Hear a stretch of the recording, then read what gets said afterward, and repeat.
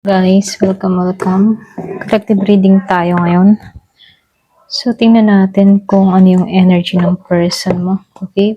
Para to sa mga no contact situation na nakikibalita sa kanilang mga person. So, be open-minded po. Hindi po halos lahat makaka-resonate. Ayan, so start na tayo. So, tingnan natin, itatanong natin, ano ba yung nakikita ng person mo sa'yo ngayon? Ini-stalk ka pa ba niya? Okay? Ayan. Ini-stalk ka pa ba ng person mo ngayon? At ano yung mga nakikita niya sa'yo? Ngayon ha? As in ngayon. Kailan mo ito mapanood? Okay? Six of Swords. Ayan, pasensya na sa hingay. Ten of Cups. Hermit. Ten of Wands reverse. Six of Wands reverse. Five of Swords. Two of Wands. Meron ka ditong Three of Wands reverse. Four of Swords reverse. Malakas dito yung fire sign. Kung meron kang kadiling na fire sign or pwede rin ikaw mismo si fire sign. Meron akong nakikitang Aries, Leo, Sagittarius. Meron din akong nakikita dito, air sign, Gemini, Aquarius, and Libra. So, meron din akong nakikitang water sign, Scorpio, Cancer, and Pisces. So, meron din akong nakikitang earth sign, Virgo, Capricorn, and Taurus. So, malakas si Virgo.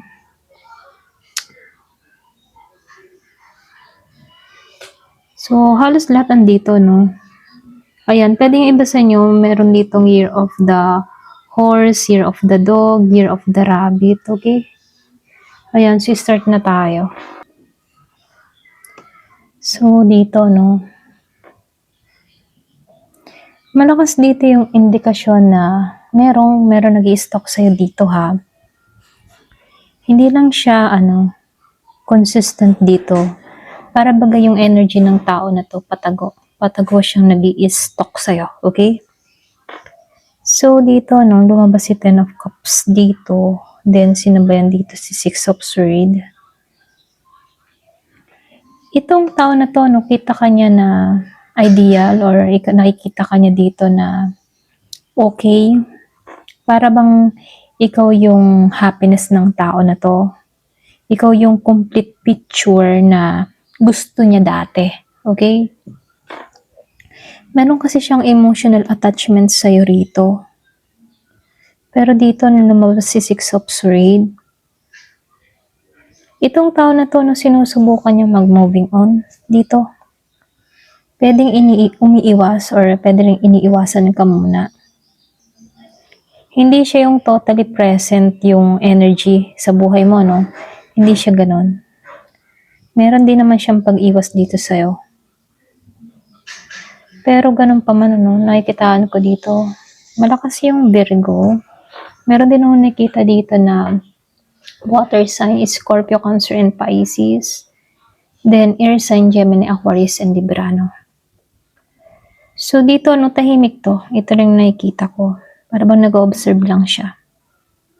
Hindi siya nagpaparamdam, pero nakamasid. Okay? Para bang nakamasid siya sa malayo. Ganyan. May distansya sa inyong dalawa. Pwede nakamasid siya sa social media mo, or pwede rin kung kapitbahay mo, or isang barangay lang kayo, nakikita ka niya. Para bang palihim lang siyang nakatingin, ganon. Lalo pag lalabas ka, okay? Kung sa isang barangay lang kayo, or pwede rin naman sa social media yung iba sa inyo. So, nakikitaan ko rin dito, Sa totoo lang, pagod na to emotionally. Hindi niya kasi, parang hindi na siya ganong ka-guarded, Parang gusto niya nang bitawan yung pride niya. Pero, hindi pa siya fully, bumibigay, So, meron nung nakikitang insecurity tong tao na to. Nakaramdam niya kasi baka hindi siya panalo sa sitwasyon dito. Lalo-lalo na sa'yo, okay? Para bang ramdam ng tao na to na mayroong mas lamang sa kanya pagdating sa'yo. So, dito, no, ay denial to, no? Kumbaga, denial tong taong ito. Yung bang hindi niya hinaharap yung yung tunay na nararamdaman niya or yung nangyayari sa inyo. Okay? Kasi may ego eh. Kaya ganun siya. May pride. Kahit baga gusto ka niya. Kumbaga, kahit gusto ka niya, ayaw niya magmukhang talo. Lalo-lalo na sa harap mo. Ayaw niyang ipakita na meron siyang kahinaan sa'yo. Okay? Malakas dito, Earth sign, Gemini, Aquarius, and Libra. Pero iniisip ka pa rin ng tao na to, no? Meron akong nakikitang fire sign, Aries, Leo, Sagittarius. Iniisip ka pa rin niya sa future ng taong ito. Para bang umaasam pa rin to na what if kung ganito tayo, what if kung yung bang nagbabaka sakali siya, baka sakali kami pa rin ang sa huli, ganon. May ganon siyang energy. Kaya lang dito, no, lumalabas wala siyang aksyon, panay isip lang. Hindi kasi ito gumagalaw papunta sa'yo. Ito lang nakikita ko. More on what if siya. O kung sakali kami ganyan, kung sakali kami ganon. Ano kaya kung kami naging ganito? Mga ganon marami siyang ganon. So, minsan bigla tong nagiging restless. Ayan, pasensya na sa ingay. Okay? Kumbaga dito, dito siya nag-check dito sa Four of Swords. Dito siya nag-i-stalk. So, mayroong pagka-impulsive tong tao na to. Ito lang nakikita ko rito, Pwede, yung iba sa inyo, biglaan kang i-check. Yung out of curiosity lang, ganon. Matingnan nga kung anong lagay niyang person ko. Ganon, okay? Curious lang, ano kaya nangyayari sa kanya? Hindi naman palagi, pero may ganon, curious. Biglaan check, Facebook, TikTok, or sa mga social media. Okay? So, nakikitaan ko lang dito, meron tong unti-unting nare-realize dito. Sabang nare-realize niya yung totoo. Okay? Mas nagiging klaro naman siya sa panahon ngayon, ha? Kumbaga dito, kasi itong taon na to, nakikita ka niya as stable na tao or guarded ka, attractive ka, meron kang high value sa paningin niya, okay? Lalo-lalo na ngayon, okay? Mabilis kasi yung energy nito, ito lang nakikita ko, So, ibig sabihin, bigla lang siya nag-check, okay? Maisipan ba? Posible rin na gusto niyang mag-reach out, pero hindi lang siya sigurado. Ganon yung energy ng taong ito. So, nakikitaan ko dito, in-stalk ka naman ng tao na to. Pero, low-key lang. Hindi halata. Hindi kasi siya yung tuloy-tuloy. Para ba lang siya? Yung pasilip-silip lang. Lalo na kapag bigla kanyang naalala. Okay? Kasi itong tao na to, nakikita ka niya as mas maayos na. Or pwede rin nakikita ka niya na mas stable ka. Kaya meron siyang mga time dito na yung bang tipo na may sumasagi sa kanyang kaisipan dito na what if kung hindi ko to binitawan itong taong ito? Ano kaya kami ngayon? Okay? May mga ganun siya. Pero nakikitaan ko dito, pinipigilan lang niya. Okay? Kasi may pride. Meron din ako nakikitang takot. Okay? Kaya dito, nagiging siya ditong undecided. Mas naging observer siya dito, kaysa maging action taker. Lalo-lalo na ngayon, mas nag-o-observe siya. Okay? So, ito lang yung nakikita ko, So, tingnan natin kung may balak pa magmensahe sa'yo. Ayan. Magmensahe ba siya sa'yo? So, kukuha lang ako ng mga ilang piraso, Kuha ko ng mga 7. 1, 2, yan, 3 pala to. 3, 4, 5, 6, 7. Ayan. So, tingnan natin kung magme-mensahe ba siya. Lumabas to si Queen of Swords, Justice, Lahat ay naka-reverse. 7 of Wands. So, Ace of Swords dito. So, ilagay ko na lang sa taas tong dalawa. Ayan. So, dito, no. So, nakikitaan ko dito, yes, agad magme-message siya. Kaya lang dito, medyo mabagal, alanganin ba? Kasi, dito sa Queen of Swords dito, takot siya eh. Takot siya sa reaction mo. Dito. Iniisip kasi ng tao na to na baka maging cold ka or ma-reject siya.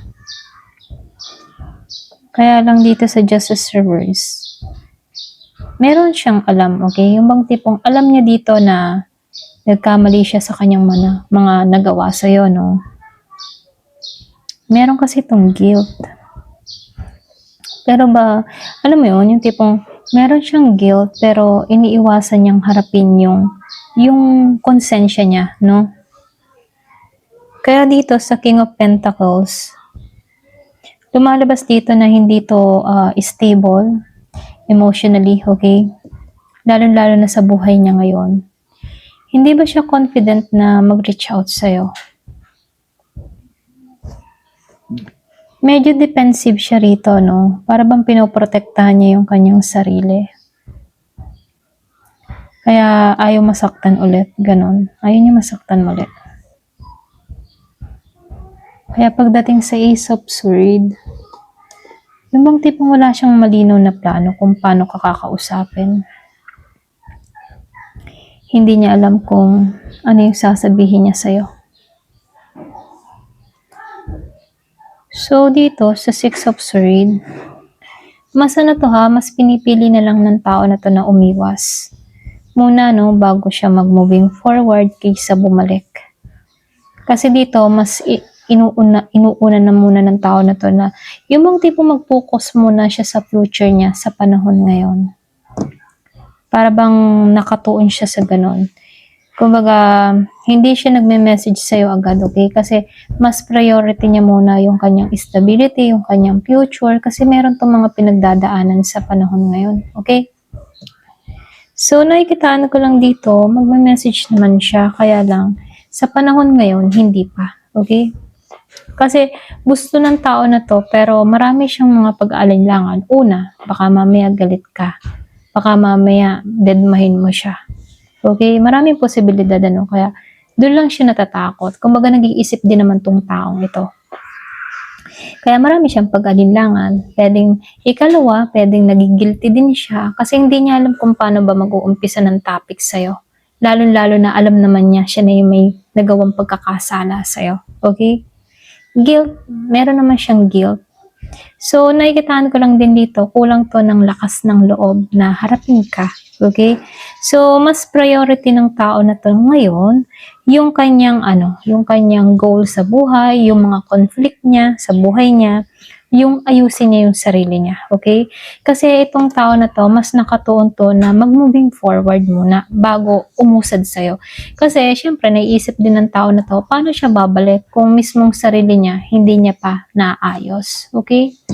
So, ito lang yung nakikita ko, no? Para bang gusto niya muna dito na ayusin ang lahat para sa kanyang sarili.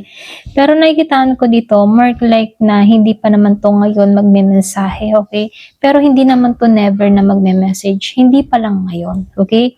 So, nakikitaan ko dito magme-message to kapag naayos na niya yung kanyang sarili, okay? Or pwede rin nabawasan na yung kanyang pride, yung kanyang ego, at dun din papasok kapag nagkaroon na rin to ng clarity. Yung naunawaan na yung sitwasyon ninyo, ganyan. Doon pa lang siya pwedeng magparamdam. Ito lang yung nakikita ko sa panahon ngayon, Ayan. Hanggang dito na lamang po. Thank you for watching. Love and peace.